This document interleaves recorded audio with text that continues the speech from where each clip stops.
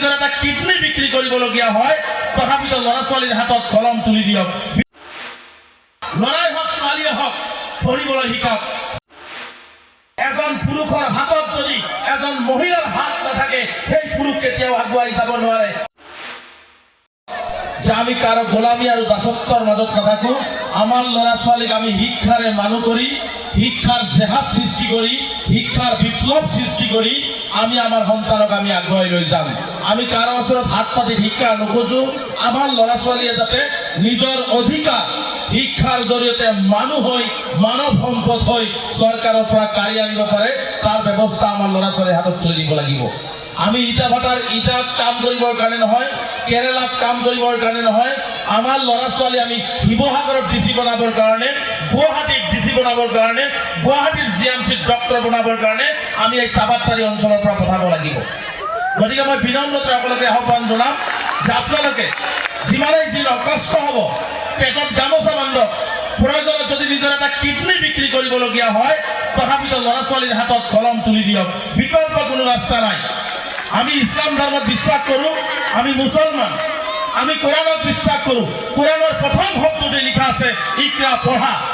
পঢ়িব লাগিব, মানুহ হ'ব লাগিব, প্ৰয়োজনত আমি চীন দেশলৈ যাব লাগিব। আমি ইছলাম ধৰ্মৰ মানুহ, আমি কোৰাণ বিশ্বাস কৰোঁ আৰু আমি আমাৰ ল'ৰা ছোৱালীক আমি প্ৰথম শব্দটো আমোল কৰিব নোৱাৰোঁ।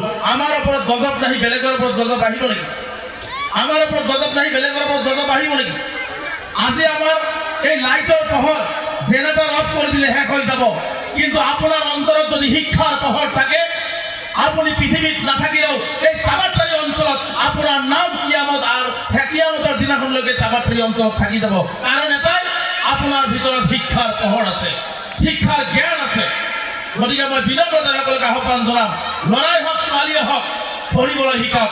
ছোৱালীবিলাকক আমি পঢ়াব নিবিচাৰোঁ, ছোৱালীবিলাকক আমি বিয়া দি দিম ভাবি লওঁ ছোৱালীয়ে পঢ়ি কি লাভ আছে। কিন্তু এটা কথা মনত ৰাখিব, এজন পুৰুষৰ হাতত যদি এজন মহিলাৰ হাত নাথাকে সেই পুৰুষ কেতিয়াও আগুৱাই যাব নোৱাৰে, সেই সংসাৰ কেতিয়াও আগুৱাই যাব নোৱাৰে।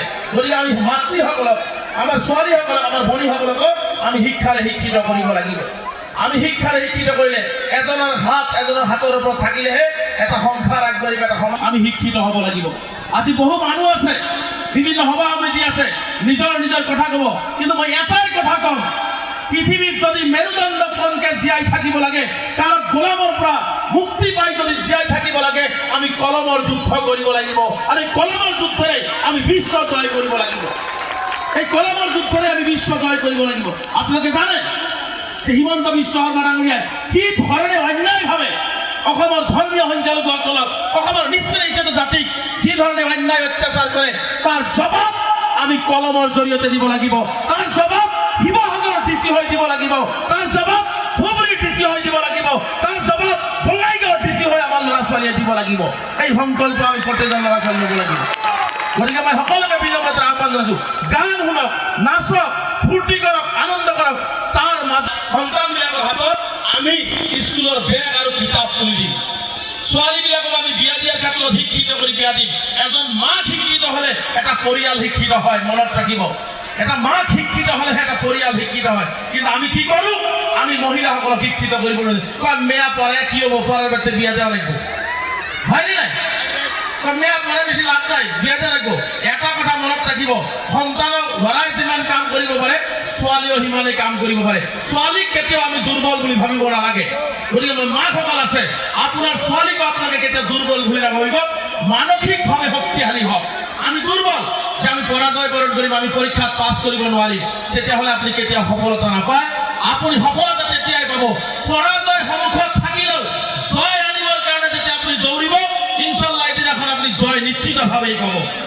গতিকে মই শিক্ষাৰ ক্ষেত্ৰত এই কথাটো ক'লোঁ যে প্ৰয়োজনত যদি পেটৰ এটা কিডনিও বিক্ৰী কৰিবলগীয়া হয়, সন্তানক বিদ্যালয়মুখী কৰক, সন্তানক মানুহ কৰক, ভাল হাফিজ বনাওক, ভাল হালিম বনাওক। মাদ্ৰাছা পঢ়ালে বোলে মাদ্ৰাছা শিক্ষা শেষ হৈ যাব, পৃথিৱী থকালৈকে কাৰো হিম্মত নাই মাদ্ৰাছা শিক্ষা শেষ কৰিব। গতিকে মাদ্ৰাছা পঢ়ালেও আমি ভাল হাফিজ মৌলানাও তৈয়াৰ কৰিব লাগিব, যাতে আমাৰ হাফিজসকলে এক হাতত কোৰাণ লৈ, এক হাতত লেপটপ লৈ যাতে গোটেই বিশ্ব জয় কৰিব পাৰে। আমাৰ হাফিজ মৌলানা কাৰিসকলেও এই ব্যৱস্থাও আমি কৰিব লাগিব। দ্বিতীয়টো কথা হৈছে, আপোনালোকে ছোৱালীবিলাকক কম বয়সত বিয়া নিদিব। বাল্য বিবাহ দিলে বাল্য বিবাহ দিলে কি হয় জানে?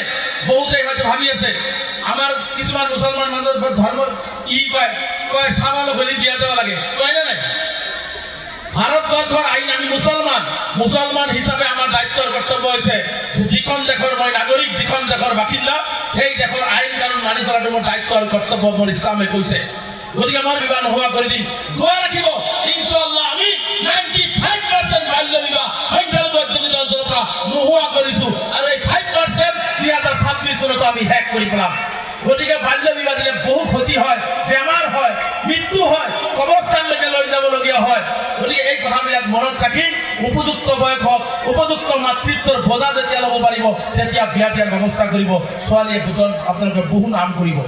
লাষ্ট কথাটো আপোনালোকক কৈ গৈছো, যুৱ বন্ধুসকল ইয়াত আছে, প্ৰত্যেকজন মানুহৰ জীৱন আল্লাহ তাআলাই দিছে, ইমান ধুনীয়া দেহা দিছে, চেহেৰা দিছে। আমি ড্ৰাগছ খাইছো, মদ খাইছো, ভাং খাইছো, ইমান ধুনীয়া চেহেৰাটো আমি শেষ কৰি পেলাইছো। ড্ৰাগছ মদ খোৱা মানুহৰ কেঞ্চাৰ বেমাৰতকৈ ভয়াৱহ বেমাৰ, মনত ৰাখিব। কেঞ্চাৰ বেমাৰ হ'লে এজন মানুহৰ মৃত্যু হয় বুলি আমি গম পাওঁ, কিন্তু ড্ৰাগছ যদি এজন মানুহে পৰিয়ালত খায়, এটা পৰিয়াল সম্পূৰ্ণভাৱে মৃত্যুৰ মুখলৈ গতি কৰে। গতিকে সৃষ্টিকৰ্তাই এখন ধুনীয়া চেহেৰা দিছে, ধুনীয়া দেহা দিছে, মন দিছে। মই হাত জোৰ কৰি অনুৰোধ কৰিছো যে এই ধুনীয়া চেহেৰা, এই ধুনীয়া কথা বৰ্তা, এই ধুনীয়া মন এটা দিছে, আপোনালোকে ড্ৰাগছ মদ খাই আপোনালোকৰ জীৱনটো ধ্বংস নকৰিব।